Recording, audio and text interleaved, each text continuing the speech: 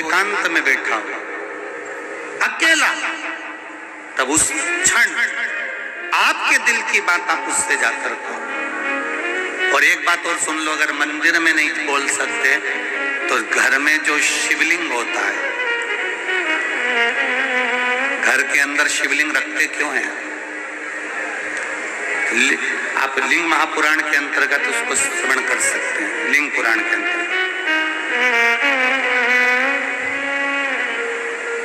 घर के अंदर शिवलिंग क्यों रखा जाता है? घर के अंदर शिवलिंग क्यों रखते हैं? और कितनी सुंदर बात हमारी शिव महापुराण की कथा कहती है, लिंग पुराण की कथा कहती है, स्कंद पुराण की कथा कहती है, कूर्म पुराण कहती है, पद्म पुराण कहती है और ब्रह्म विवर्त पुराण कहती है।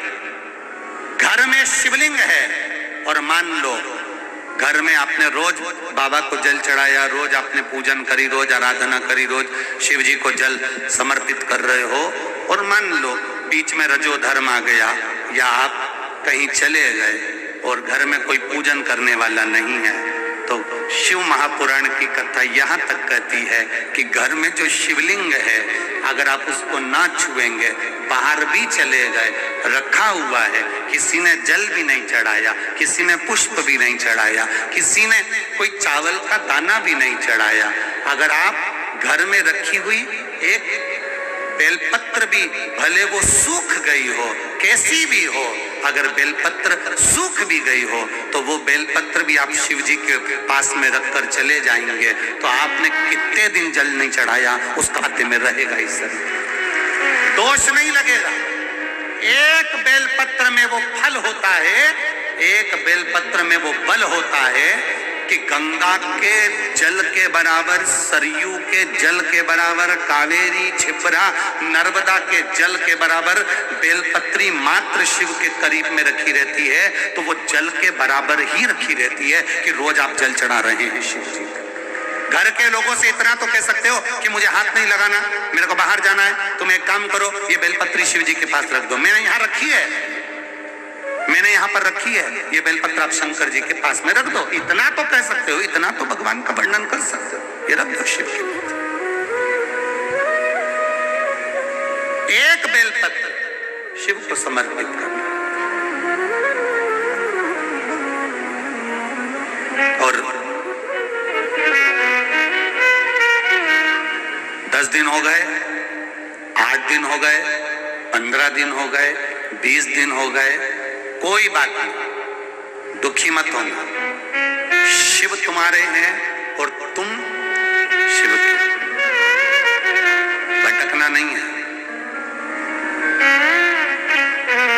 भटकना नहीं, तुम शिव के हो, शिव तुम्हारा।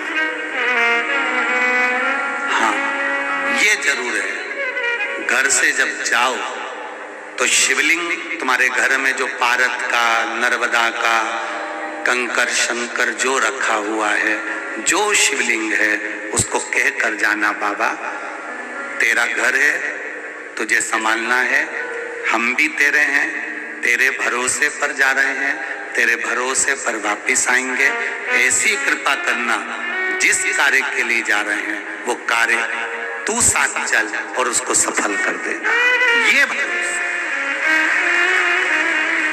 ना जाने कौन ने तुमको अकल दे दी,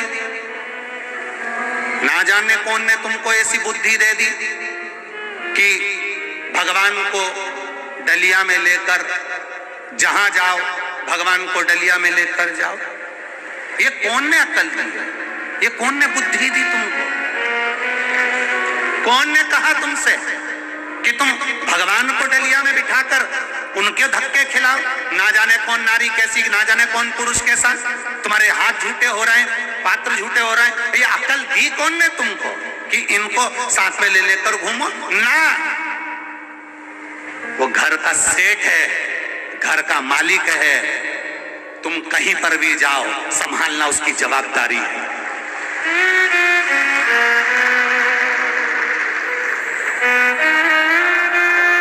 संभालना उसकी जवाबदारी है। शिवलिंग है, घर में रखो। आप अगर घर से बाहर जा रहे हो, कहीं जा भी रहे हो, तो तुम्हारे घर में लड्डू गोपाल हैं, ठाकुर जी हैं, विराज रहे, उनके लिए डब्बी में मिश्री रख कर आओ। जैसे तुम कहीं जाती हो तो बच्चों के लिए कुछ रख कर आती हो, यहाँ आई हो तो रोटी बनाकर आई हो, पति के लिए टिफिन लगा कर आई हो, बच्चों का टिफिन लगा कर आई हो। कोई बच्चा वापिस आएगा स्कूल से तो क्या खाएगा, उसके लिए डब्बे में रख के आई हो। तो उसी तरह घर के ठाकुर जी के लिए रख कर जाओ। मिश्री डब्बी में भर कर रखो, सामग्री रखो, थोड़ा झारी जी भर दो, जल भर दो, जल रख दो उनके पास में कि मैं लेट हो जाऊं तो तुम पाले। विश्वास जगाना है, ढोंग नहीं, प्रपंच नहीं, छल नहीं, दिल से भाव जागृत करिए। हमारे भीतर से भाव जागृत होगा, तू भगवान है।